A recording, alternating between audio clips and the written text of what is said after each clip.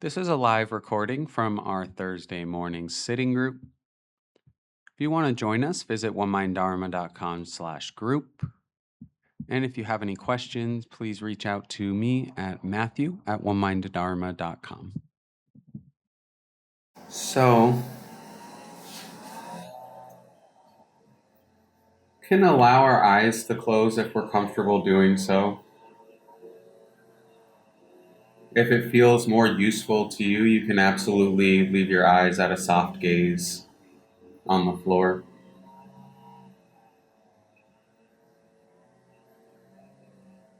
And as we're going to be working with the heart practice today, I think it can be useful to bring this intention of kindness to the forefront of our mind right at the beginning of the sitting period.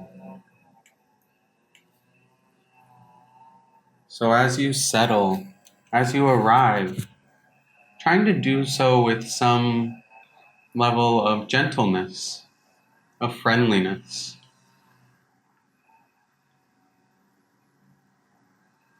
Not straining or over-efforting to be here right now. You can feel your body in the chair or cushion or however you're sitting.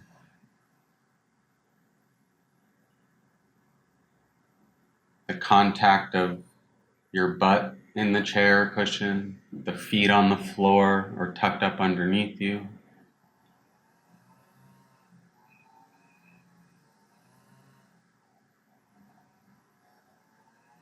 You might be able to feel the general outline of your body, the contact of the skin with the air, the clothes on the body. Just recognizing where we are. We don't need to force a settling or an arriving. Really gently, just recognizing where we are. You might recognize the sounds going on around you. The general mental state. Is the mind energized and alert? Does it feel kind of dull this morning?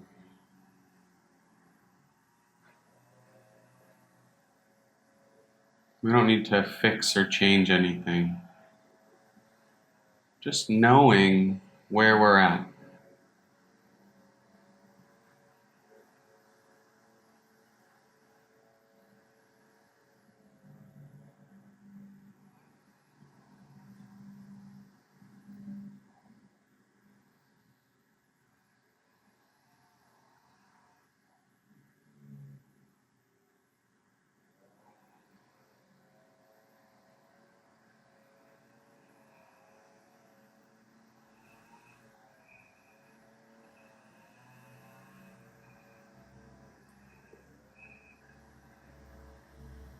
And today, as the email said, I want to work with appreciative joy. This quality of rejoicing in and appreciating the happiness, of tuning into it with our presence without clinging, without pushing it away.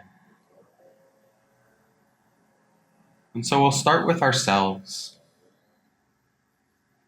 Maybe you can find some joy or happiness within yourself in this moment. Or perhaps you can think of a time recently in which you experienced the quality of joy. It could be something simple. Seeing a pretty flower, petting your dog or cat. You don't need to shop around for the perfect thing. Going with what comes into your mind and heart.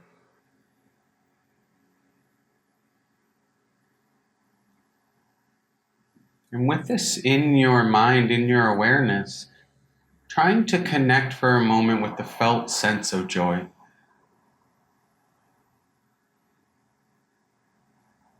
Maybe allowing a slight smile to come across your face.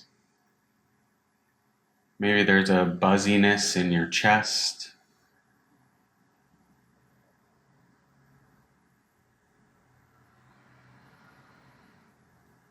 And with the intention to be present for our joy, to cultivate a heart that cares for the joy, we can offer some phrases of appreciative joy.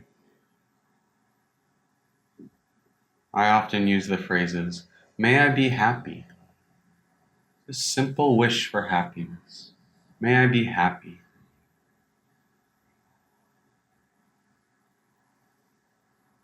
May my joy continue. May the joy continue.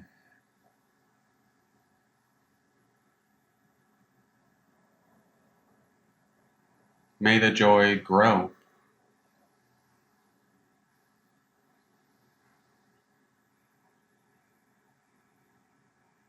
May I be present for the joy. Offering these phrases silently in your head with the intention just to orient ourselves toward more presence and appreciation. May I be happy.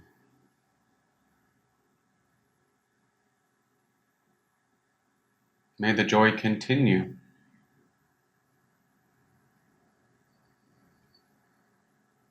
May the joy grow.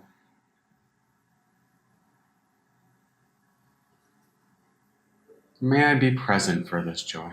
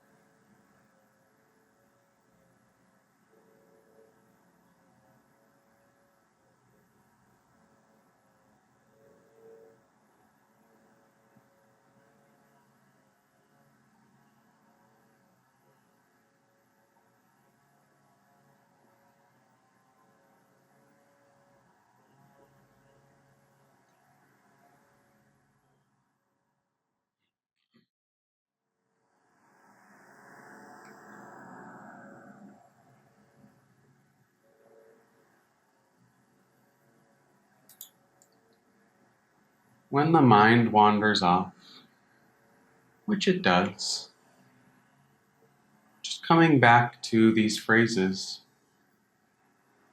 And if you need to, you can bring this experience of joy back to the forefront of your mind and then return to the phrases. Returning to this intention to show up for the happiness in your life.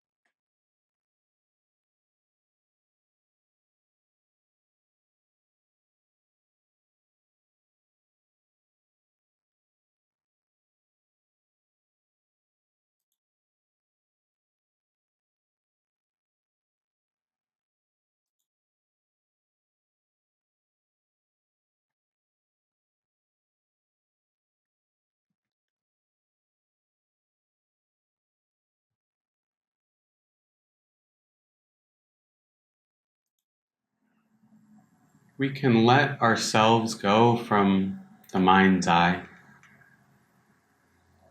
and bring to mind a loved one, maybe a family member, a good friend, maybe a non human being, a pet or animal.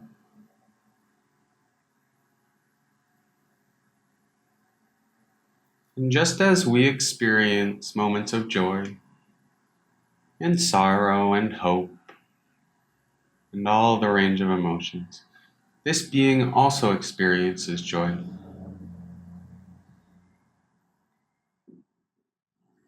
Their joy may look different than yours, it may feel different, but just like you, this being has moments of happiness.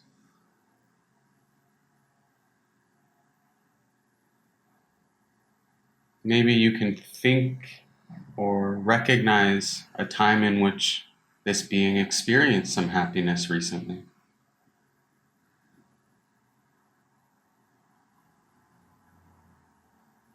And again, we might allow a slight smile to come across our faces as we connect with the joy of this person. Offer some phrases of appreciative joy. May you be happy.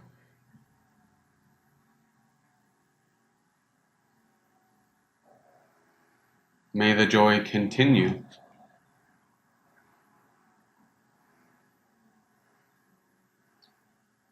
May the joy grow.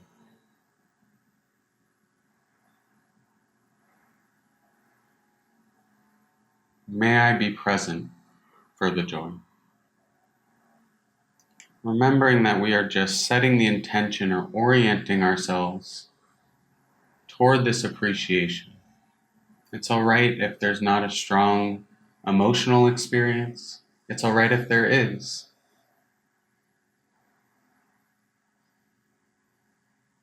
It's a training. We're slowly opening the heart.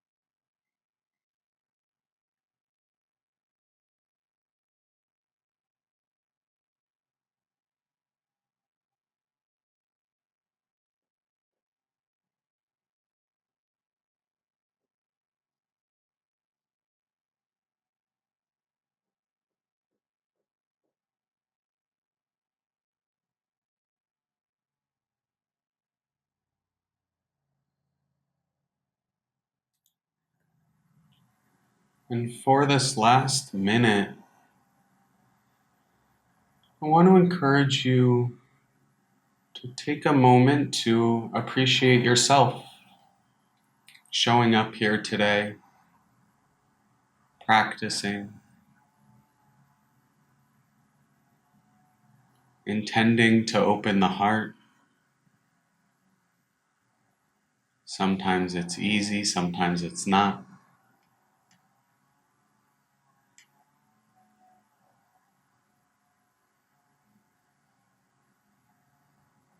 But taking a moment to honestly and truly appreciate yourself for the effort being put forth.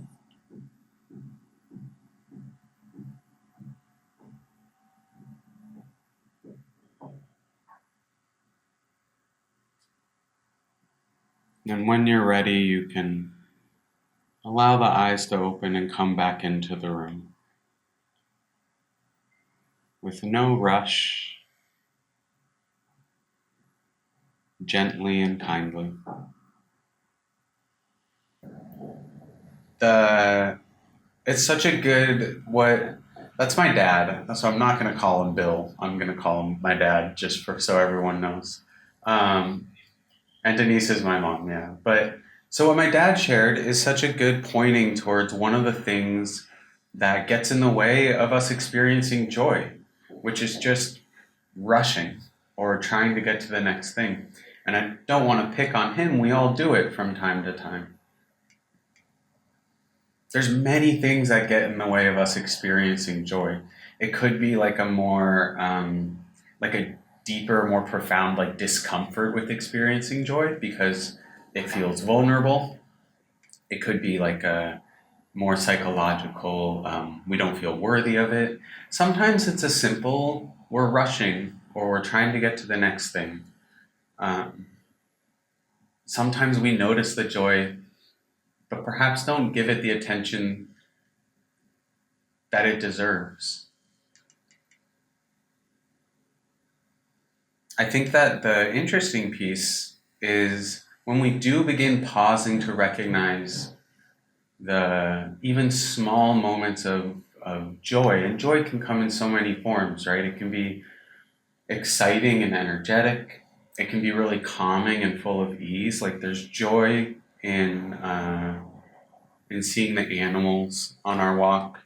There's joy in we just built a labyrinth for walking meditation in the backyard.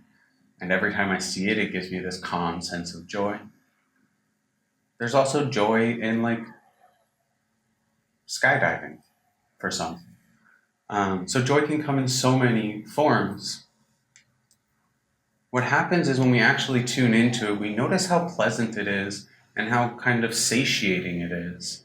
When we don't really, we just give it a little taste but don't really take it in, we can have a tendency to not think our life is completely empty of joy.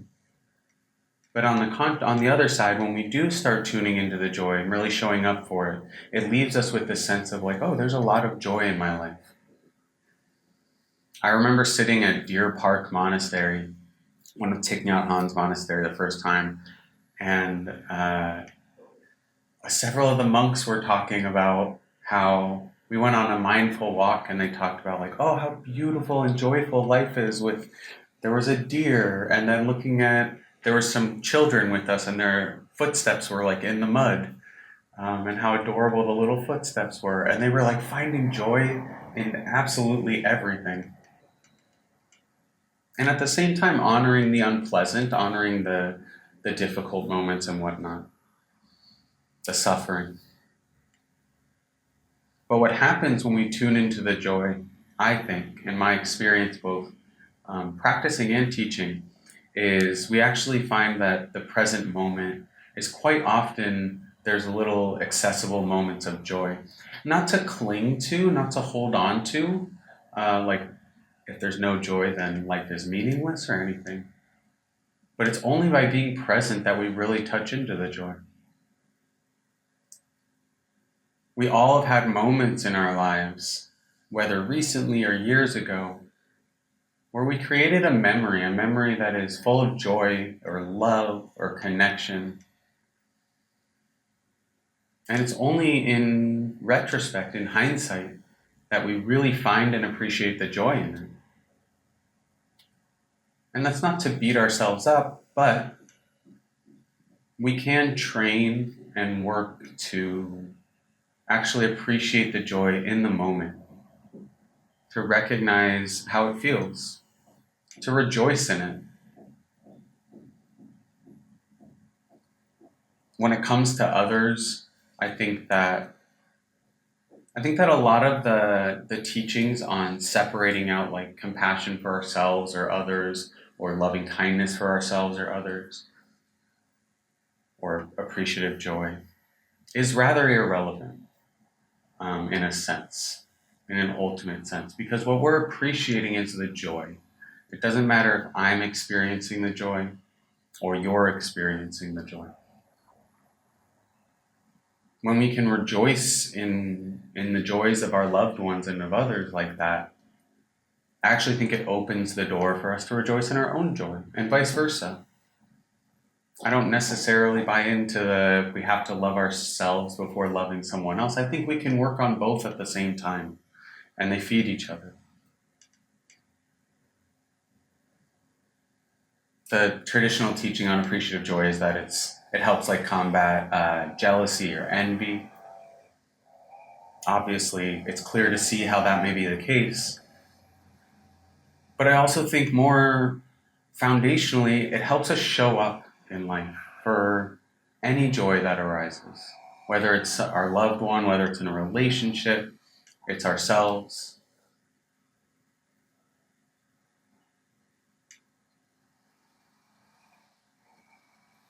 In one of, I don't have the book sitting here. Maybe I do. Nope. In one of Rick Hanson's book, and Rick Hanson is a psychologist who writes about kind of the intersection of Buddhism and neuroscience. He talks about the idea that the brain gives more weight to uncomfortable or unpleasant experiences, and for good reason. Our ancestors, right, when they heard the rustling in the bushes, they had to be alert because it might be a tiger. The kind of negative or unpleasant experiences were often more threatening than the pleasant ones were beneficial.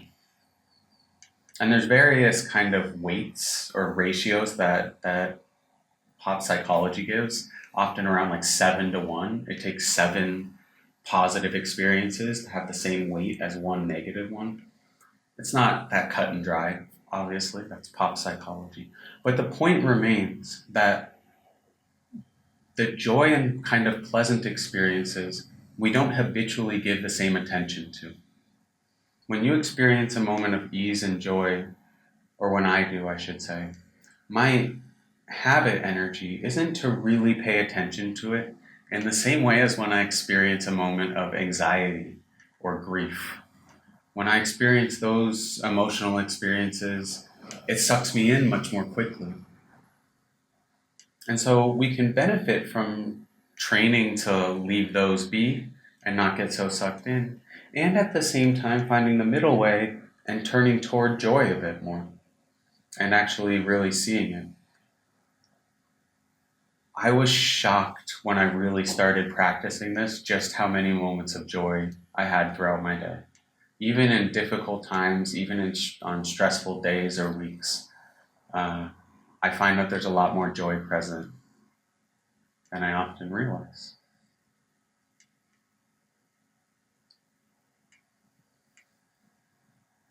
I don't have the whole poem, but I'll end with there's a Mary Oliver line, poet Mary Oliver, and Sharon Salzberg quotes it quite a bit, that joy is not meant to be a crumb. We often see like the little crumbs of joy, the little remnants, but we can really tune into the whole of the experience.